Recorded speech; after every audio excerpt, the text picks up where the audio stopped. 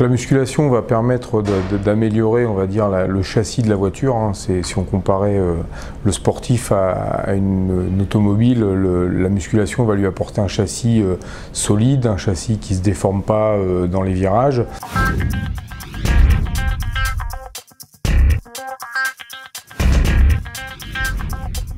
On va démarrer au départ sur un développé couché avec une machine guidée, donc là il n'y a pas de souci d'équilibre de la barre, donc on est vraiment sur un travail, on a juste à se concentrer sur la poussée. On va faire, quand on démarre la musculation, on va faire des exercices qui vont être compris entre 8 et 10 répétitions, voire jusqu'à 15. On va faire 4, 5, 6 séries avec 2 à 3 minutes de récupération dans sa séance. On va pouvoir passer ensuite sur un travail de développé couché avec une barre libre, où là l'équilibration de la barre demande une contraction supplémentaire, donc automatiquement les valeurs vont être un peu plus basses que celles qu'on avait sur le développé guidé, mais l'intérêt c'est aussi de travailler d'autres parties du corps. On va renforcer les abdominaux, on va renforcer les muscles des épaules de façon à stabiliser cette barre, pour ensuite pouvoir pousser même ce travail de stabilité encore plus loin en finissant avec un travail d'haltère où là il y a une dissociation segmentaire entre la main droite et la main gauche qui doivent se coordonner, et on finira par un travail sur un Swiss ball où là le plan il est complètement instable et ça oblige un gainage, ça oblige un maintien beaucoup plus important de toutes les autres parties du corps. Dès que je change ma position sur la barre, je change les muscles qui vont m'aider à réaliser ce mouvement. Donc par exemple au développé couché, plus je vais écarter mes mains sur la barre, plus je vais travailler les pectoraux, plus je vais rapprocher mes mains l'une de l'autre, plus je vais travailler mes triceps.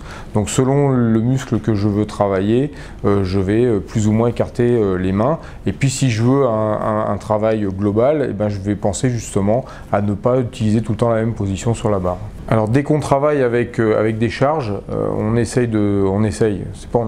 toujours à deux, de façon à pouvoir récupérer si soit la fatigue empêche de soulever la barre, soit un mouvement mal fait peut faire que la barre me retombe dessus. Il faut tout de suite avoir prévu une parade. Alors celui qui a la parade, il doit être aussi concentré que celui qui travaille. On va démarrer sur un travail guidé, donc en fait je prends une presse qu'on appelle une high squat qui va permettre de se caler le dos dedans et de ne pas avoir la charge directement sur le dos.